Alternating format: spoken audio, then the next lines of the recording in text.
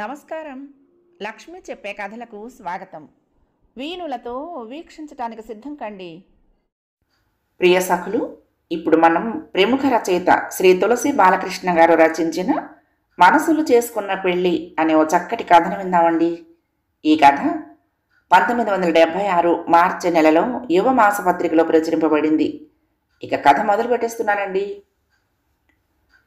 శారదని చంపేయాలన్నంత కోపం వచ్చింది నాకు. లేకపోతే దీనికి ఎంత పొగరెక్కింది, ఎంత తెగించింది. నన్ను అంతలేసి మాటలు తన జీవితంలో ఎప్పుడైనా అని ఎరుగునా ఇప్పుడు ఎలా వచ్చింది దానికి తెగింపు? ఏదే ఇంకొకసారి నా మాట? గుండెలు భగభగ మండిపోతూ ఉంటే కోపాన్నంతా కళ్ళల్లో ప్రదర్శిస్తూ అన్నాను. చర్రున తాలెత్తి ధీమాగా ధైర్యంగా నా ముఖంలోకి చూస్తూ అంది. ఒక్కసారి కాదు 100 సార్లు అనమన్నా అంటాను. ఏం నాకేం భయమా? నువ్వేమన్నా తాళి కట్టిన భర్తవా? పెట్టి పోషిస్తున్న యజమానివా? నువ్వంటే నాకు అసహ్యం అసహ్యం అసహ్యం. ఇక భరించలేకపోయాను. నాలో సహనం చచ్చిపోయింది. ఊరెగిరేలాగా అది అలాగా అంత ధైర్యంగా మొండిగా అవమానకరంగా ఇష్టం వచ్చినట్లు అరిచేస్తూ ఉంటే నా మొగతనం చంపుకొని పడి ఉండటం నా తరం కాలేదు. మంచం పందిరికి జార్లబడి నిల్చున్న దాన్ని జబ్బ పట్టుకుని నా దగ్గరగా లాక్కున్నాను. ఎంత మాట అన్నావే అంటూ పళ్ళు కొరుకుతూ 2 చేతులతో బలంగా దాని రెక్కలు వెనక్కి విరిచి పట్టుకున్నాను. తాళెగరేస్తూ నా మొహంలోకి పొగరుగా చూసింది. చుట్టూ కలిగి చూశాను. చేతికి అందుబాటులో ఏది కనిపించలేదు. దాన్ని 2 రెక్కలు ఒక చేత్తో గట్టిగా పట్టుకుని నా కోపాన్ని వెయ్యింతలు చేస్తున్న దాని ముఖాన్ని ఇంకో చేత్తో బలంగా నొక్కి పట్టి మనిషి పళంగా బలంగా వెనక్కి విసిరాను. రివ్వున వెళ్ళి ఉండ చుట్టుకుపోయి పడింది మంచం మీద. చాలా బలంగా రాక్షసుడిలా తోసేయగలిగాను అనిపించింది. కసి తీరినట్లుగా ఫీల్ అయి ఊపిరి పీల్చుకున్నాను. కానీ అంత కోపంలోనూ దానికి దెబ్బ తగిలిందేమోనని ఎందుకో భయం కలిగింది. అది మాత్రం కిక్కురు మనలేదు. నా పౌరుషం 10 ఎంత మొండి పీనగిది, కొట్టిన కిక్కురు మనలేదు అనుకుంటూ ఒక్క ఊదుటిన మీదకెళ్ళాను. జుట్టు పట్టుకుని తలని పైకెత్తాను. ముఖం చేతులతో కప్పుకుని సన్నగా ఏడుస్తోంది శారద. శారద ఏడుస్తోంది. శారద ఏడవటం నా జీవితంలో మొదటిసారి చూస్తున్నాను. అసంకల్పితంగానే వదిలేశాను జుట్టుని. ఆవేశం చల్లబడుతోంది. నెమ్మదిగా నేను చేసిన తప్పు గుర్తొస్తోంది నాకు. ఒక ఆడదాన్ని నా జీవితంలో మొట్టమొదటిసారిగా కొట్టాను. నా శారదను కొట్టాను. శారద ఎవరు, నేనెవరిని? శారద నన్ను ఎందుకు ప్రేమించి తీరాలి? ప్రేమించకపోతే నేను కొట్టడం ఎందుకు? కొట్టడానికి నాకెవరిచ్చారు ఈ అధికారం? ఇదివరకు ఎప్పుడూ శారదని కొట్టలేదే, కనీసం తిట్టలేదే. కానీ శారద కూడా ఇలా ఎప్పుడు ప్రవర్తించలేదే. ఈరోజు మరి ఎందుకు ఇంత అసహ్యం కలిగించేలాగా ప్రవర్తించింది? అయితే మాత్రం నేను శారదను కొట్టేయటమే. శారద ఒంటి మీద చేయి చేసుకుంటానని నేను కలలో కూడా అనుకోలేదు. మా ఇద్దరి మధ్య ఇంత రగడ జరుగుతున్నా అత్తయ్య మావయ్య గది లోపలికి ఎందుకు రానట్టు? శారదను నేనేమీ చేయననే ధైర్యమా వాళ్ళకి? నా మీద అంత నమ్మకం ఉందా వాళ్ళకి? ఎందుకు లేదు? పూజ్యులైన అత్తయ్య మామయ్యల మీద ఇలాంటి అపనమ్మకం ఎందుకు నాకు? ఇందాక నేను తోసిన తోపుకి శారద ఏ గోడకో గుద్దుకుని దానికి ఏం ప్రమాదమైనా సంభవించి ఉంటే? కాకపోయినా ఏదో చిన్నపిల్ల పొగరుగా మాట్లాడినంతలో. చిన్నపిల్ల, అది చిన్నపిల్ల. ఎంత మోసం, ఎంత దగ, ఎంత అన్యాయం. అయితే పెళ్లి కాకముందే ఆ వ్యక్తి మీద పూర్తి స్వాతంత్రం లేకముందే వాళ్ళ ఇంటికొచ్చి వాళ్ళ ఏకైక పుత్రిక వాళ్ళ గారాల పట్టి శారదను కొట్టేయటమే. మరి అదంతలా నోటికొచ్చినట్లు నరం లేని నాలుక ఎలా తిరిగితే అలా వాగేస్తూ ఉంటే, నా గుండెల్ని పగలకొట్టి పిండి చేస్తూ ఉంటే చూస్తూ వాజమ్మల దద్దమ్మల ఊరుకోవలసిందేనా? కనీసం అత్తయ్య మావయ్య అయిన లోపలికొచ్చి దాన్ని. ఇక బుర్ర పనిచేయటం లేదు నాకు. వెక్కుతున్న శారద ఏడుపు నా గుండెకి తగులుతోంది. నాకు జరిగిన అన్యాయం, నేను జరిపిన రాక్షస కృత్యం ఇంకెక్కడా చోటు దొరక్క నా మెదడుని తొలుచుకుపోయి అక్కడ స్థిమితంగా దెబ్బలాడుకుంటున్నాయి. వాటి ఘర్షణకి నా మెదడు వేడెక్కిపోయింది. అనుకోకుండానే బయటకు వచ్చేశాను. తిన్నగా పోయి వాల్చిన పడకుర్చీలో పడిపోయాను. కన్నార్పకుండా ఎటో మాత్రం చూస్తున్నాను. కంటికైతే ఏమీ కనిపించలేదు, మెదడు పనిచేయకపోవటం వలన. అలా ఎన్ని నిమిషాలు కూర్చున్నానో చెప్పటం నా తరం కాదు. కాఫీ తీసుకురా వాసు. అప్రయత్నంగా చూశాను మాటలు వినిపించిన వైపు. కాఫీ గ్లాసుతో అత్తయ్య. ఆమె ముఖంలోకి చూశాను. ఆమె ముఖంలోని భావం అది కోపమో, ప్రేమో, బాధో మరేమిటో నాకు తెలియదు. కాఫీరా అంది కాఫీ గ్లాసు నా కళ్ళ ముందు పెడుతూ. అక్కడ పెట్టు అత్తయ్య అన్నావనేది నా ఉద్దేశం. బహుశా అనే ఉంటాను. అత్తయ్య కాఫీ గ్లాసును కుర్చీ పక్కగా పెట్టి వంటింట్లోకి వెళ్ళిపోయింది. అత్తయ్య, నేనంటే ప్రాణం ఇచ్చే అత్తయ్య, అమ్మ కంటే ఎక్కువగా ప్రేమించే అత్తయ్య ఎందుకంత ముభావంగా ఉంది? దాన్ని ముభావం అని అంటారా? శారద నాకింత అన్యాయం చేసినందుకు అత్తయ్య నాకు ముఖం చూపించలేకపోతుందా? నా మీద జాలి పడుతుందా? లేక శారదకి ఈనాడు వయస్సు, ఆలోచించుకునే శక్తి వచ్చి నన్ను పెళ్లాడకూడదని సొంత నిర్ణయం తీసుకున్నందుకు ఆమెను సమర్థించి లేని అధికారంతో వాళ్ళ అమ్మాయి మీద చేయి చేసుకున్నందుకు నన్ను అసహించుకుంటుందా? లేదు లేదు. ఈనాడు వాళ్ళ పిల్ల మూలంగా నాకు జరిగిన ఘోర అన్యాయానికి అత్తయ్య చచ్చేలా సిగ్గుపడుతోంది. అసలు ఈ విషయం ఈనాటిదా? గత 18 సంవత్సరాలుగా అనుకుంటూ వస్తున్నదే. నాకు 4 ఏళ్ల వయసున్నప్పుడు చూపించింది అమ్మ అత్తయ్యని. అప్పటిదాకా నాన్నగారి ఉద్యోగరీత్యా ఢిల్లీలో ఉండిపోయిన కారణంగా వాళ్ళని ఎప్పుడూ చూడలేదు. ఆ రోజునే అనేసింది అత్తయ్య, ఎరా అల్లుడు అని. నా పేరు అల్లుడు కాదు వాసు అన్నాను. అత్తయ్య బోలెడు సంబరపడిపోయి ఎత్తుకుని ముద్దెట్టేసుకుంది. ఆ తర్వాత మాటల్లో అమ్మ అత్తయ్య నా గురించి, శారద గురించి ఏవేవో చాలా చాలా మాట్లాడేసుకుంటూ ఉంటే నాకు బోరు కొట్టి ఉయ్యాల్లో పడుకున్న శారదతో ఆడుకుంటున్నాను. కాసేపటికి అమ్మ అత్తయ్య ఎందుకో విరగబడి నవ్వుకున్నారు. అమ్మ నన్ను పిలిచి, ఎరా వాసు, అత్తయ్య నిన్ను అల్లుడిని చేసుకుంటానంటోంది, ఆ ఎర్రతీరును పెళ్ళాడతావేమిట్రా అంది ఉయ్యాల వైపు చూపిస్తూ. అప్పటికి పెళ్ళంటే ఏమిటో నాకేం తెలుసు? ఓ ఎస్ అన్నాను. మళ్ళీ ఇద్దరూ నవ్వుకున్నారు. నేనేదైనా జోకాను కాబోలు అనుకున్నాను. అది మొదలు కొన్ని లక్షల సార్లు అత్తయ్య, మామయ్య, అమ్మ, నాన్న, ఈ ఊళ్ళో వాళ్ళు, ఆ ఊళ్ళో వాళ్ళు ఒకరేమిటి, అంతా కూడా శారదని నన్ను భార్యాభర్తలుగా జమ కట్టేశారు. తోటి పిల్లలు కూడా అంతే. బువ్వాలాటల్లో కూడా మా ఇద్దరిని భార్యాభర్తలుగా ఉండమనేవారు. ఇంకొకళ్ళతో జంట కూడదామంటే ఒప్పుకునేవారు కాదు. హై స్కూల్ చదువయ్యే వరకు వాళ్ళ ఇంట్లోనే ఉండి ఆ ఊళ్ళోనే చదువుకున్నాను. అత్తయ్య, మామయ్య తల్లిదండ్రుల కంటే ఎక్కువగా చూసేవారు నన్ను. ఏరో అల్లుడు గారు అంటూ మామయ్య జోకులేస్తూ ఉండేవాడు. ఇక శారద, నేను శరీరాలు వేరే కానీ ప్రాణాలు ఒకటే. ప్రొద్దున్న లేచింది మొదలు రాత్రి పడుకోబోయే వరకు దరిదాపు ప్రతి పని కలిసి చేసేవాళ్ళం. మా ఇద్దరిలో ఎవరికైనా కొంచెం నలతగా ఉంటే ఇంకొకళ్ళకి నిద్ర పట్టేది కాదు. అన్నం ముట్టేవాళ్ళం కాదు. అలాగే అహోరాత్రాలు వాళ్ళకు బాగయ్యే వరకు దిగులుగా గడిపేవాళ్ళం. ఒక్కొక్కసారి ఇద్దరం కలిసి స్కూల్ ఎగ్గొట్టేసి తోటల్లోనూ గోదావరి ఒడ్డున ఒకరి ఒళ్ళో ఒకరం పడుకుని మామిడి పిందెలు, రేగిపళ్ళు, కందికాయలు, సీమ చింతకాయలు తింటూ కూలి రాగాలు తీస్తూ ఉండేవాళ్ళం. కొంచెం కొంచెం పెద్దవుతున్న కొద్దీ దాన్ని మాటి మాటికి గుర్తు చేస్తూ వాళ్ళ బోడి పెద్దరికాన్ని మా మీద చూపించేవాళ్ళు కొందరు పనిలేని పెద్దాళ్ళు. క్రమేపీ సిగ్గంటే ఏమిటో శారదకు తెలిసొచ్చి నేను కొంచెం కొంటెగా ప్రవర్తిస్తే ఎవళ్ళైనా చూస్తారు బావా అని నన్ను నిరుత్సాహపరుస్తూ ఉండేది. స్కూల్ ఫైనల్ అయిపోయాక నాకు కాలేజీ చదువులకు మా అమ్మ నాన్నల దగ్గరికి వెళ్ళిపోవలసి వచ్చింది.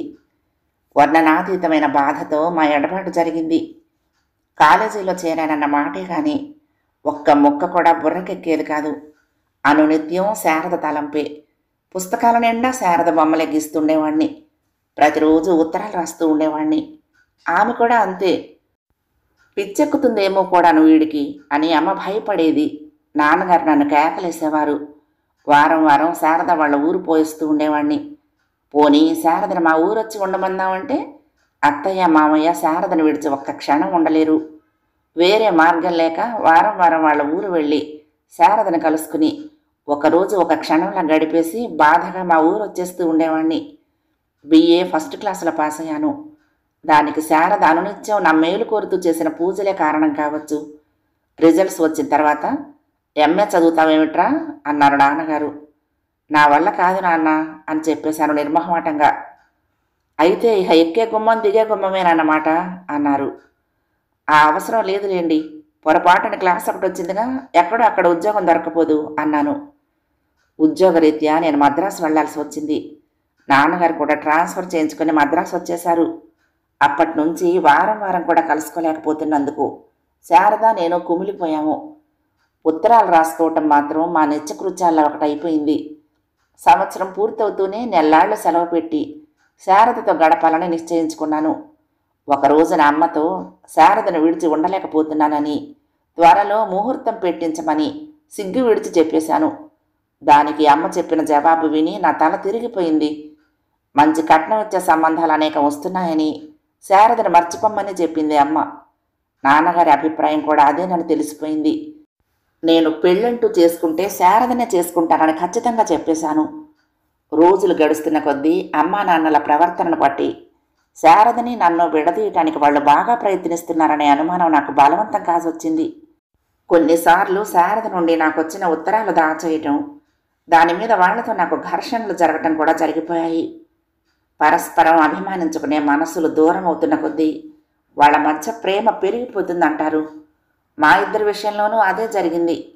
అమ్మా నాన్న శారదని మర్చిపోమని చెప్తున్న కొద్దీ ఆమె మీద ప్రేమ అభివృద్ధి కాసాగింది.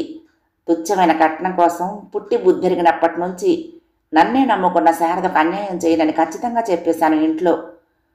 అవన్నీ సినిమాల్లోనూ కథల్లోనూ మాటలని, వాళ్ళ మాట విని మంచి కట్నం వచ్చే సంబంధం చేసుకోమని బ్రతిమలాడారు. నా గొంతుకులో ప్రాణం ఉండగా ఆ పని చేయనన్నాను. అయితే వాళ్ళ గొంతుకులో ప్రాణం ఉండగా ఈ సంబంధానికి ఒప్పుకోమన్నారు వాళ్ళు. ఎవరి గొంతుకులో ప్రాణాలు వాళ్ళకు ఉండగానే వాళ్ళ నుంచి విడిపోయి వేరే మకం పెట్టేశాను నేను. ఈ వేర్పాటు జరిగి సరిగ్గా 1 నెల రోజులైంది. వెంటనే ఉత్తరంలో నేను ఒక 1 నెల రోజుల్లో వస్తున్నట్లు, స్వతంత్రించి శారదను పెళ్లి చేసుకోబోతున్నట్లు, అమ్మ వాళ్ళు ఈ పెళ్లికి రావటం లేదని వెంటనే ముహూర్తం నిర్ణయించమని అత్తయ్యకు రాశాను. పెళ్లికి తొందరే వచ్చిందిరా వాసు, ముందు అమ్మ వాళ్ళని చల్లబరిచి నెమ్మదిగా వాళ్ళకు నచ్చ చెప్పు, నేను కూడా రాస్తాను. వాళ్ళకి ఇష్టం లేకుండా ఈ పెళ్లి జరగటం ఏమంత బాగుండదురా అంటూ అత్తయ్య నాకు ఉత్తరం రాసింది. నన్ను అన్యాయం చెయ్యకు బావా అంటూ శారద, అమ్మ నాన్న ఒప్పుకోవటం కల్లో కూడా జరగదు. వెంటనే వచ్చే నెలలో ముహూర్తం విషయం చూడండి. ఎవరికి ఇష్టం ఉన్నా లేకపోయినా శారదను పెళ్ళాడి తీరుతాను అని రాశాను. పెద్దవాళ్ల మధ్య ఏం ఉత్తర ప్రత్యుత్తరాలు జరిగాయో నాకు తెలియదు. ముహూర్తం నిర్ణయిస్తూ నాకు ఉత్తరం రాసింది అత్తయ్య. నన్ను నమ్ముకున్న పిల్లకు న్యాయం చేస్తున్నందుకు ఆనందం ఒకవైపు, అమ్మా నాన్నల్ని బాధ పెడుతున్నందుకు విచారం ఇంకోవైపు కలిగాయి నాకు. ఈనాటి పరిస్థితుల్లో అమ్మా నాన్నల కోరిక కూడా తప్పులేదనిపించింది. బాగుండదని శుభలేఖలు కొట్టించి 10 మందికి పంచిపెట్టేశాను. సారీరా అబ్బాయి, దగ్గరలో అయితే వచ్చేవాళ్ళం అని చెప్పేశారు అంతా. రాకపోతేనే మంచిదిలే అనుకున్నాను మనసులో. తల్లిదండ్రులు, స్నేహితులు, బంధువులు అందరూ ఉండగా ఏకాకిలా ఒక్కడిని బయలుదేరి 1 గంట క్రితం దిగాను ఊళ్ళో. బట్టలైనా మార్చుకోకముందే చెప్పింది అత్తయ్య, శారద నేను చేసుకొని అంటోందిరా వాసు అని. ఎందుకో అత్తయ్య హాస్యానికి అంటోందని అనిపించినప్పటికీ ఈ విషయంలో జోకులకి నవ్వే పరిస్థితుల్లో నేను లేను. నేనే పరిస్థితుల్లో ఉన్నానో తెలుసు కదా అత్తయ్య, పరిహాసాలు ఎందుకు చెప్పు అన్నాను చిరాగ్గా. పరిహాసం కాదురా నాయన, నీ జీవితంతో ఇలా ఆటలాడుకోవాల్సిన కర్మ పట్టింది మాకు. ఏ జన్మలో ఏం పాపం చేసుకున్నామో నువ్వు మేము కూడా, ఈ జన్మలో ఇలా. పత్తయ్య, ఏది శారద ఎక్కడుంది? పూడుకుపోతున్న నా గొంతుకులో నుంచి చీల్చుకుంటూ వచ్చింది సన్నటి స్వరం. బాధతో నోట మాట రాక శారద ఉన్న గది వైపు చూపించింది అత్తయ్య. గదిలోకి పరిగెత్తాను. తల వంచుకుని మంచం మీద కూర్చుని ఉంది శారద. నువ్వు నన్ను పెళ్లి చేసుకొని అన్నావు అంటోంది అత్తయ్య, అది అబద్ధం కదూ అన్నాను. భయంతోనూ బాధతోనూ గొంతు పెగలక అతి కష్టంగా వికృతంగా వచ్చిన స్వరంతో. నా కాళ్ళు వణుకుతూ ఉంటే ఆమె పక్కనే మంచం మీద కూలబడ్డాను. లేదు, అమ్మ చెప్పింది నిజమే. నిజంగానే నేను నిన్ను పెళ్లి చేసుకోదలుచుకోలేదు. ఆపు. ఎలా అరిచానో తెలియదు కానీ అది మాత్రం అరుపే కాదు, గావు కేక. కళ్ళ ముందు కన్న కొడుకు తప్ప తాగపోతే కన్న తల్లి అరిచే అరుపు లాంటి అరుపు. పిచ్చివాడిలా శారద వైపు చూస్తూ తల బరకేసుకుని 2 చేతులతోనూ ముఖం కప్పేసుకుని ఆడదానిలా బోరని ఏడ్చేశాను. శారద మౌనంగా ఉంది. అలాగే తల వేళ్లాడేసుకుని ఇంకొక వైపు తిరిగి కూర్చుంది. ఏడ్చి ఏడ్చి కొంచెం భారం తీరి ఊరట కలిగింది నాకు. నెమ్మదిగా మొండితనము మొగతనము తాలెత్తింది. బాధస్థానే కోపం చోటు చేసుకుంది. పోనీ వేరే ఎవరినైనా ప్రేమించావా అడిగాను. శారద ప్లీజ్ మాట్లాడు. ప్రేమించకపోయినా వేరే ఎవరినైనా పెళ్లి చేసుకోవాలని నిర్ణయించుకున్నావా? అవును అన్నట్లు తాలూపింది. దెబ్బతిన్నాను. ఎవరతనని అడుగుదామనుకున్నాను, కానీ అనవసరం అనిపించింది. ఎందువల్ల ఇంకొకరిని పెళ్లి చేసుకోవాలని నిర్ణయించుకున్నావు? మా అమ్మ నాన్న మన పెళ్లికి ఇష్టపడలేదనా? కంగుమంది నా గొంతు. అవునన్నట్లు తాలూపింది మళ్ళీ. ఇది చాలా సిల్లీగా ఉంది శారదా. పెళ్ళాడేవాణ్ణి నేను, కానీ వాళ్ళు కాదు కదా. నేను నీకేం ద్రోహం చేయటం లేదే. నన్ను కని పెంచి నా మీద ఎన్నో ఆశలు పెట్టుకున్న తల్లిదండ్రులనే నీకోసం దూరం చేసుకున్నానే. ఇలా అర్ధాంతరంగా నన్ను అన్యాయం చేస్తావా శారదా? ఇది నీకు న్యాయంగా ఉందా అన్నాను. ఆమె మాట్లాడలేదు. మాట్లాడు ఉరిమాను. శారదని ఆమె ఆచరిస్తున్న మౌనాన్ని చూస్తూ ఉంటే కోపం కట్టలు తెంచుకుంటుంది నాలో. ఏం మాట్లాడను? ఇది నా స్వవిషయం అంది. ఏది స్వవిషయం? తెల్లబోతూ అడిగాను. జీవితంలో భాగస్తుణ్ణి కోరుకోవటం అనేది అంది నెమ్మదిగా. ఛీ, చిన్నప్పటి నుంచి బావా నువ్వే నా దైవం, పెళ్ళాడితే నిన్నే పెళ్ళాడతాను అంటూ నా చుట్టూ తిరిగి నన్ను నమ్మించి ఈరోజు అందరినీ కాదని నిన్నొక దేవతలా భావించి వచ్చినందుకు నన్ను నువ్వు ఇంత చులకన చేస్తావా? మరి ఈ విషయం ఉత్తరంలో ఎందుకు రాయలేదు నాకు? మాట్లాడమేం రాక్షసి? నేను అరచిన అరుపుకు లంకంత ఇల్లు మారుమోగింది. ఏం మాట్లాడను? చిరాగ్గా అంటూ లేచి నుంచుంది. నన్నెందుకు ఇలా మోసం చేశావు? నేను నిలబడుతూ కోపంగా అన్నాను.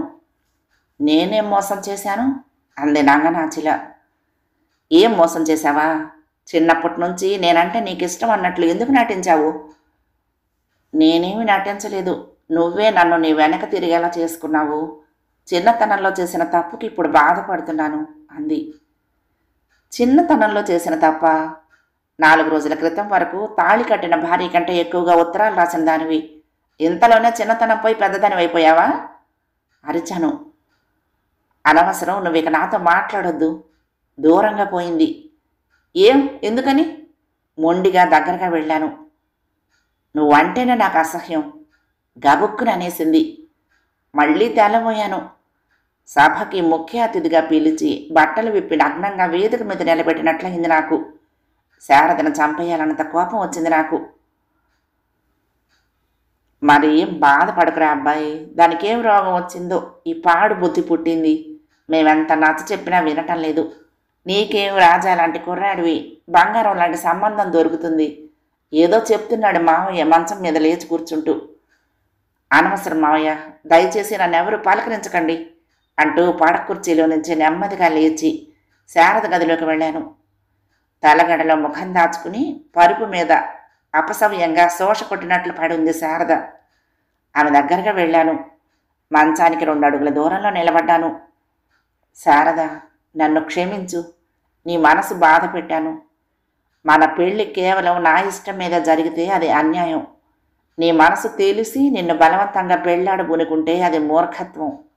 మన ఇద్దరికీ ఉన్న సంబంధం కారణంగా నువ్వు నీ ఇష్టమైన వాడిని పెళ్ళాడటం విషయంలో ఏమైనా అడ్డంకులు వస్తే ఆ పాపం నాదే. నేను నీకంటే పెద్దవాణ్ణి. చిన్నప్పుడే నేను నీకు అన్యాయం చేశాను. నీ మీద నేను మమకారం పెంచుకోవటంతో సరిపెట్టుకోక నువ్వు కూడా నన్ను ప్రేమించేలాగా చేసుకున్నాను. ఇది కేవలం నా స్వార్థం. నీ వ్యక్తిత్వాన్ని ఈనాటికి గుర్తించుకున్నావు. చేతులు కాలకముందే జాగ్రత్త పడ్డావు. భగవంతుడు నీకు అనుక్షణం అండగా ఉండి సకల ఐశ్వర్యాలు ఆయురారోగ్యాలు ఇవ్వాలని, సకల సంపదలు ఉన్న వ్యక్తి నీకు భర్తగా లభించి పిల్లా పాపలతో నీ సంసారం కళకళలాడాలని మనసారా కోరుకుంటున్నాను. ఇక నీ జీవితంలోకి ఎప్పటికీ రానని భగవంతుడి మీద ప్రమాణం చేస్తున్నాను. నన్ను దయచేసి క్షమించు శారదా అన్నాను. ఇప్పుడు నా మనసు ఎంతో తేలికపడింది. మెదడులో ఎటువంటి ఆలోచన లేదు. హాయిగా ఉంది. హుషారుగా బయటకు నడిచాను. గాలిలో తేలుతున్నట్టుగా ఉంది. ఎక్కడికి రావాసు? వేడినీళ్ళు పెట్టించాను, బట్టలు మార్చుకో. స్నానం చేసి కొంచెం ఎంగిలి పడి వెళ్దు గాని బయటకు. అసలు తలకాయలు లేవర్రా ఇంట్లో ఎవ్వాళ్ళకి. వాడు పాపం కనీసం బట్టలైనా మార్చుకోకుండానే దిక్కుమాలిన భాగవతం పెట్టారు. ఒరేయ్ వాసు, ఆగరా అరుస్తున్నాడు మామయ్య వెనక నుంచి. కనీసం వెనక్కైనా తిరగకుండా నడక సాగించాను. నా బాధను చూడలేక కాబోలు దినకరుడు పశ్చిమ కొండల చాటున ముఖం దాచుకుంటున్నాడు. లొల్లాయి పదం పాడుతూ ఏకాకిలా నెమ్మదిగా పడవ నడుపుతున్నాడు ఒక పల్లెవాడు.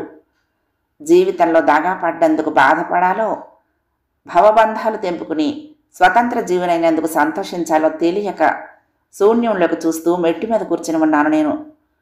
చాలాసేపు అయ్యింది అక్కడ చేరి. ఆ ప్రశాంత వాతావరణంలో మనసు కొంత తేలిక పడింది. జరిగిన మంచి చెడుల మీద ఘర్షణ తగ్గించి పల్లెవాడు పాడుతున్న పాట వింటూ ఆకాశంలోని అరుణ కాంతిని ఆస్వాదిస్తున్నాను. బావా, ఉలిక్కి పడ్డాను. ఏమిటి భ్రమ? మళ్ళీ మనసు ఎందుకు ఇలా చంచలమవుతోంది? జరిగిన సన్మానం చాలదా? బావా, నూతిలో నుండి వచ్చినట్లున్న ధ్వని. కంగారుగా పక్కకు చూశాను. శారద. అవును, శారదే. చేతిలో నా పెట్టె. అయోమయంగా చూస్తూ పైకి లేచాను. పెట్టి కింద పెడుతూ నా కాళ్ళ మీద పడిపోయింది శారద. నాకేమీ అర్థం కావటం లేదు. ఏమిటి వింత సంఘటన? నన్ను క్షమించు బావా, నీకు ఘోరమైన అన్యాయం తలపెట్టాను, వణుకుతున్న హీన స్వరంతో అంటూ నా కాళ్ళను చుట్టేసుకుంది శారద. శారద అల్లి, ఎవరి కర్మకు ఎవరు కర్తలు? ఏ జన్మలో ఏ పాపం చేసుకున్నానో ఈ జన్మలో ఇలా అందరికీ దూరం అయ్యాను. దీనికి ఎవరు బాధ్యులు కారు. లేచి ఇంటికి వెళ్ళు. ఆమెను ముట్టుకోవాలంటేనే నాకెందుకో భయంగా ఉంది. కాళ్ళు వెనక్కి లాక్కోవడానికి ప్రయత్నించాను. ఆమె నా కాళ్ళు వదలలేదు. ఆమె అశ్రుధారలతో నా పాదాలు తడిసిపోతున్నాయి. బావా, నువ్వు నన్ను క్షమించాననేదాకా నీ పాదాలు వదలను నేను. నన్ను పెళ్లి చేసుకోమని కోరటం లేదు. నేను ఆ అర్హతను పోగొట్టుకున్నాను. కనీసం నిన్ను బ్రతిమలాడే అధికారం కూడా నాకు లేదు. నా అంత పాపి ఇప్పటి వరకు ఈ భూమి మీద పుట్టలేదు, పుట్టబోదు, పుట్టకూడదు కూడా. నేను నిన్ను అర్థించేది, పాకులాడి ప్రార్థించేది ఒక్కటే. నన్ను క్షమించగలనని ఒక్క మాటను చాలు. తర్వాత నా దారి నేను చూసుకుంటాను అంది. మ్రాన్పడిపోయాను. ఏమిటి వింత ప్రవర్తన? శారదకు మతి చెడిందా? 4 రోజుల క్రితం వరకు నన్ను ఆరాధ్య దైవంగా కొలిచింది. సంవత్సరం నుంచి ఆమెను కలల్లోనే కలుసుకుంటూ ఈనాడు ఎంతో ఆతృతతో తన ఇంటికొచ్చిన నన్ను అసహించుకుంది. మళ్ళీ 1-2 గంటల్లోనే మనసు మార్చుకుని తన తప్పు తెలుసుకుని నా కాళ్ళ మీద పడి క్షమించమని ప్రాధాయపడుతోంది. పరిస్థితి నాకేమీ బోధపడటం లేదు. కిందకు చూశాను. కుప్పలా నా కాళ్ళ మీద కూలిపోయి ఉంది. కంటికి మంటికి ఏకధారగా ఏడుస్తోంది. అసంకల్పితంగానే శారదను నెమ్మదిగా లేవనెత్తాను. కన్నెత్తి నన్ను చూడలేకపోతోంది. సిగ్గుతో చచ్చిపోతోంది శారద. ఆమె కళ్ళు జలపాతాల్లాగా ఉన్నాయి. నిన్ను మనస్ఫూర్తిగా క్షమిస్తున్నాను శారద అనగలిగాను. అంతే. నా చేతుల్లో నుంచి విడిపోయింది. నాకు దూరంగా వెళ్ళిపోసాగింది. చాలు బావా, చాలు. నాకిప్పుడు ఎంతో హాయిగా ఉంది. నీ బ్యాగ్ అదిగో. వెంటనే మద్రాసు వెళ్ళిపో. మా ఇంటికి మాత్రం వెళ్ళొద్దు. ఆ పాప కోపం నుంచి దూరంగా పో త్వరగా. దేవుడు నీకు మేలు చేయాలని కోరుకుంటున్నాను, సెలవు అంటూ గోదావరి వైపు పరుగు పెట్టసాగింది. ఈ హఠాత్ పరిణామానికి అదిరిపోయాను నేను. ఆగు శారదా, శారదా ప్లీజ్ ఆగు. బలం కొద్దీ పరిగెట్టాను. అప్పటికే నీళ్లలోకి వెళ్ళిపోయింది. గంగమ్మ తల్లి ఆమెను తనలో కలుపుకోకముందే పట్టుకున్నాను శారదని. నన్ను ఆపు చేయొద్దు బావా, నన్ను వదిలే ప్లీజ్. వదిలే బావా, నేను మహాపాపిని, నన్ను చావుని. నా పాపానికి ప్రాయశ్చిత్తం చేసుకుని వదిలే బావా, నన్ను వదిలే. నా చేతుల్లో నుంచి విడిపించుకోవటానికి విఫల ప్రయత్నం చేస్తోంది. నీ పాపానికి ప్రాయశ్చిత్తం జరిగిపోయింది శారద. నీ తప్పు నువ్వు తెలుసుకుని క్షమాపణ కోరుకున్నావు. అంతకు మించిన ప్రాయశ్చిత్తం ఏమీ లేదు. నువ్వు నిర్దోషివి. నా మాట నమ్ము బుజ్జగిస్తూ అన్నాను. బావా అంటూ నా గుండెల మీద వాలి ఇంకొకసారి బాగురమంది. నేను ఆమెను వారించలేదు. లోపలున్న దుఃఖం అంతా బయటకు పోతే మనసు తేలిక పడుతుందని ఊరుకున్నాను. ఆమె జుట్టు నిమురుతూ నుదుటి మీద ముద్దు పెట్టుకున్నాను. దుఃఖభారం తీరాక నా గుండెలకు హత్తుకుపోయింది. ఆమెను నెమ్మదిగా నడిపించుకుంటూ ఒడ్డుకు తీసుకొచ్చాను. ఆదరణగా అనునయిస్తూ ఇసుకలో కూర్చోబెట్టాను. పరీక్షగా ఆమె ముఖంలోకి చూస్తూ పాత సంఘటనలు జ్ఞప్తికి తెచ్చుకుంటున్నాను. 5 నిమిషాల వరకు ఏమీ మాట్లాడలేదు శారద. తలదించుకునే కూర్చుంది. ఆమె భుజం మీద చేయి వేశాను ఆప్యాయంగా. నెమ్మదిగా తలెత్తి నా కళ్ళల్లోకి చూసింది. ఎంతో ప్రేమగా జాలి గొలిపేలాగా ఉంది ఆమె చూపు. ఏ చూపు అయితే చిన్నప్పటి నుంచి నేను శారద మీద మమకారం పెంచుకోవటానికి మూల కారణము ఆ చూపు, అది సంవత్సరం తర్వాత చూడగలుగుతున్నాను నా అసలు శారదను. శారద, తన్మయత్వం కలుగుతుంది నాకు ఆమెను అలా చూస్తూ ఉంటే. బావా, ఎంత తీయటి పిలుపు! హృదయాంతరాళంలో నుంచి వచ్చిన ఆ పిలుపు నా మనసులో మల్లెలు పూయిస్తోంది. బావా, నిజం చెప్తాను, వింటావా? వద్దు వద్దు శారదా, జరిగింది పీడకల్లా మర్చిపో. ఇక ముందు మాత్రం ఏ శక్తి మనల్ని విడదీయకూడదని ఆ భగవంతుణ్ణి ప్రార్థిద్దాం అన్నాను. కాదు బావా, జరిగింది నువ్వు తెలుసుకోవాలి. నేను ఉన్మాదిని అనుకుంటున్నావు కాదు ఈరోజు నా ప్రవర్తన చూసి? ఉన్మాదిని కాకపోయినా ఆడదాన్ని బావా, అందువల్లే అలా ప్రవర్తించాను. కొంగుతో శుభ్రంగా ముఖమంతా తుడుచుకుంది. నెమ్మదిగా చెప్పటం మొదలుపెట్టింది. నెల క్రితం నీ ఉత్తరంలో మావయ్య అత్తయ్య మన పెళ్లికి ఒప్పుకోవటం లేదని, వాళ్ల నుంచి వేరైపోతున్నావని, మన పెళ్లికి ముహూర్తం పెట్టించమని రాశావు. అప్పటిదాకా మన పెళ్లికి ఎటువంటి అవాంతరాలు లేవు. నువ్వు మీ వాళ్ల నుంచి విడిపోయి నన్ను పెళ్ళాడటం మా అమ్మ నాన్నలిద్దరికీ ఇష్టం లేదు. అందుకనే తొందరపడొద్దని అమ్మ నీకు రాసింది. చిన్నప్పటి నుంచి అనుకుంటున్న సంబంధమే కదా అని, మనిద్దరిని విడదీయొద్దని అత్తయ్యకు అమ్మ ఎంతో ఇదిగా ఉత్తరం రాసింది. ఆ ఉత్తరానికి కానీ ఆ తర్వాత అమ్మ రాసిన 2 ఉత్తరాలకు కానీ అత్తయ్య అసలు జవాబే ఇవ్వలేదు. దాంతో నాన్నకు బాగా కోపం వచ్చి చస్తే ఈ సంబంధం చేసుకోవటానికి వీల్లేదన్నారు. కానీ నా బాధ చూడలేక అమ్మ ఎలాగో నాన్నగారిని ఒప్పించి ముహూర్తం పెట్టించి నీకు ఉత్తరం రాసింది. ఈ సమయంలోనే 4-5 రోజుల క్రితం నా పాలిటి శనిగాడిలా పక్కింటి లాయర్ గారి తమ్ముడు ఈ ఊళ్ళో దిగాడు. వాడొక డాక్టర్. మొదటి భార్య నెల క్రితమే పోయింది. పిల్లలు లేరు, కానీ వాడిని కప్పెట్టే తాస్తుంది. నన్ను వాడికి కట్నం లేకుండా చేసుకుంటామని నాన్నతో అన్నాడు లాయర్ గారు. ఇక నాన్న సంతోషానికి అవధులు లేవు. లక్షాధికారి ఆయనకు అల్లుడు కాబోతున్నాడంటే ఇంకా ఆయనకు కాలు నేల మీద ఆనలేదు. అతనికున్న గొప్పల్ని 1000 చేసి చెప్పి ఆ సంబంధం చేసుకోవటానికి అమ్మ చేత ఒప్పించాడు నాన్న. నన్ను ఎలాగైనా ఒప్పించే భారం అమ్మ మీద వేశాడు. ఎలా చెప్పాలో తెలియక అమ్మ నిన్నటి వరకు తికమక పడింది. కానీ ఈ 4 రోజుల నుంచి ప్రతి నిమిషం ఏదో మిషతో ఆ డాక్టరి అందము, చదువు, డబ్బు గురించి నా దగ్గర పొగడసాగింది. విని ఊకొట్టడమే తప్ప అమ్మ మనసులో ఉన్నదేమిటో ఊహించలేకపోయాను. నిన్న ప్రొద్దున నీ ఫోటో ఆ డాక్టర్ ఫోటో పక్కపక్కన పెట్టి, ఇతని ముందు బావగాడు ఎంత వెలవెలపోతున్నాడో చూడవే అమ్మాయి అంది అమ్మ. బాహ్య సౌందర్యానికి ఆ ఫోటోలో కనిపిస్తున్నంత వరకు నీ మీద అతను అందగాడేనని చెప్పొచ్చు. కానీ మొదటి భార్య పోయి నెల తిరక్కముందే పెళ్లిపీటలు ఎక్కటానికి ఊబిళ్ళూరుతున్న ఆ ప్రబుద్ధుడి సంస్కారం, నమ్మిన వ్యక్తి కోసం సర్వం త్యాగం చేసిన నీ సంస్కారం ముందు ఎంత వెలవెలపోతుందో నేను ఊహించగలను. ఆ మాటే అన్నాను అమ్మతో. కానీ అమ్మ తన మాటల చాకచక్యంతో నన్ను మార్చేయగలిగింది. ఆ చాకచక్యంతోనే పెద్దయ్యాక నాకు ఎక్కడ పెళ్లి చేయలేకపోతామేమోనని చిన్నప్పటి నుంచి ఎంతో ఆప్యాయత కనపరుస్తూ నిన్ను తన గుప్పెట్లో నుంచి దాటిపోకుండా కాపాడుకుంటూ వస్తోంది అమ్మ. మన చుట్టాలెవరికీ ఇష్టం లేని ఈ పెళ్లి వలన నాకు శుభం కలగదంది. బంధువులందరూ తమ ఇద్దరిని కూడా వెలివేస్తారంది. ఈ వయసులో వాళ్ళు పడరాని బాధలు పడాల్సి వస్తుంది అంది. నువ్విప్పుడు ఆవేశంతో నా మెడలో తాళి కట్టినప్పటికీ తర్వాత మీ వాళ్ల నుంచి నువ్వు దూరం అవటానికి నేనే కారణం అంటూ నన్ను అనేక విధాలుగా బాధలు పెడతావంది. మళ్ళీ మీ వాళ్లతో నువ్వు ఏకమై మీరంతా నన్ను ఒక వంట మనిషిలాగా, దాసిదానిలాగా చూస్తారంది. మీ కన్న తల్లిదండ్రుల నుంచి నిన్ను వేరు చేశానని నన్ను మన బంధువులంతా దుమ్మెత్తిపోస్తారంది. ఊళ్ళో అంతా ఉమ్మేస్తారంది. నీకంటే ఆ డాక్టర్ అందమైన వాడని, డబ్బున్నవాడని, వాణ్ణి చేసుకుంటే ఎవరి పోరు లేక మహారాణిలాగా దాసదాసీలతో సుఖపడతానంది. మేడల్లో జీవిస్తూ కారుల్లో దర్జాగా తిరగొచ్చంది. ఈ మాటలన్నీ ఆడదాని కాబట్టి నా మనసుకు బాగా పట్టేశాయి.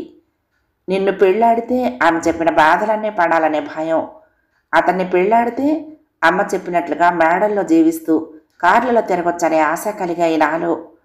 నువ్వివాళ వస్తే నేను ఎలా నటించాలో బాగా నూరిపోశారు అమ్మా నాన్న. నువ్వెంత బాధపడ్డా నేను కరగకూడదన్నారు. ఆ ప్రకారమే ఇందాక నటించాను. అప్పుడు మాత్రం నీ శారదను కాదు నేను. మేడలు, కార్లు, ఆడంబరాలు ఆశించే అసలైన ఆడదని మాత్రమే.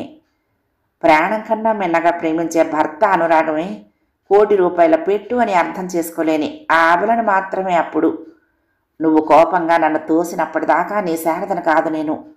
అప్పటినుంచే ఆలోచించాను, నీకెంత ఘోర అన్యాయం నా మూలంగా జరిగి ఉండకపోతే నువ్వు అంత క్రూరంగా ప్రవర్తించి ఉంటావనిపించింది. అలా మంచం మీద పడుండే చిన్నప్పటి నుంచి మన చెలిమిని గుర్తు చేసుకున్నాను. ఒక్కొక్క సంఘటన నాలోని ఒక్కొక్క ఆశను పారద్రోలసాగింది. ఇంతలో నువ్వు వచ్చి అంతా నీ తప్పేనని చెప్పేసరికి నాకు బాగా కనువిప్పు కలిగింది. నీ అంత సంస్కారం ఉన్న మనిషిని భర్తగా పొందటం కంటే భాగ్యం మరేదీ లేదనిపించింది. నేను చేసిన పాపం కోకటి వేళతో కడుక్కుపోయేంతవరకు కన్నీళ్లు కార్చాను. నీ కాళ్ల మీద పడి నీ క్షమాభిక్ష పొందేంతవరకు నా పాపాలకు ప్రాయశ్చిత్తం లేదనిపించింది. మనశ్శాంతి కోసం తోటలో కానీ ఇక్కడ కానీ ఉంటావని ఊహించాను. ఇక నువ్వు ఈ మనుషుల మధ్య ఒక్క క్షణం కూడా ఉండకూడదనే ఉద్దేశంతో నీ బ్యాగు కూడా తీసుకొచ్చాను. అప్పటిదాకా ఎంతో కష్టం మీద ఆమె ఆపుకుంటూ వస్తున్న కన్నీళ్లు పెళ్ళుపికి బయటకొస్తూ ఉంటే నా ఒళ్ళో వాలిపోతూ బావురు మంది. ఆనందంతో నా మనసు ఉరకలు వేస్తోంది. నా మంచితనం, నా అచంచలమైన మనసు నాకు న్యాయం చేకూర్చాయి. ఎందుకో గర్వంగా కూడా ఫీల్ అయ్యాను. పిచ్చిపిల్ల, ఇంకా ఎందుకు కన్నీళ్ళు? మనల్ని ఏ శక్తి విడదీయలేదు. పద, ఇంకొక 10 నిమిషాల్లో కాకినాడకు బస్సు ఉంది. అక్కడ మనకు అనేక మంది మిత్రులున్నారు. వాళ్ళ సమక్షంలో ఈ ముహూర్తానికే నీ మెడలో తాళి కడతాను అన్నాను ఆమెను లేవదీస్తూ. నా తాకిడికే సిగ్గుపడుతూ నా చేయూతి మీద లేచి బయట ఒంటి నిండా కప్పుకుని తలదించుకుని ముసిముసి నవ్వులతో హంసలా నడిచింది నా పక్కనే పెళ్లి కూతురు శారద. సమయం చూసుకుని కన్ను కొట్టి మేఘం చాటున దాక్కున్నాడు కలువరేడు. కథ సమాప్తం. ప్రియ సఖులు, ఈ కథ మీకు నచ్చితే తప్పకుండా లైక్ చేయండి, షేర్ చేయండి, కామెంట్ చేయండి, సబ్స్క్రైబ్ చేసుకుని నన్ను ఎంకరేజ్ చేయండి. ఉంటానండి. ప్రేమతో లక్ష్మి, కృష్ణాతీరం దుర్గమ్మ సన్నిధానం. నమస్తే.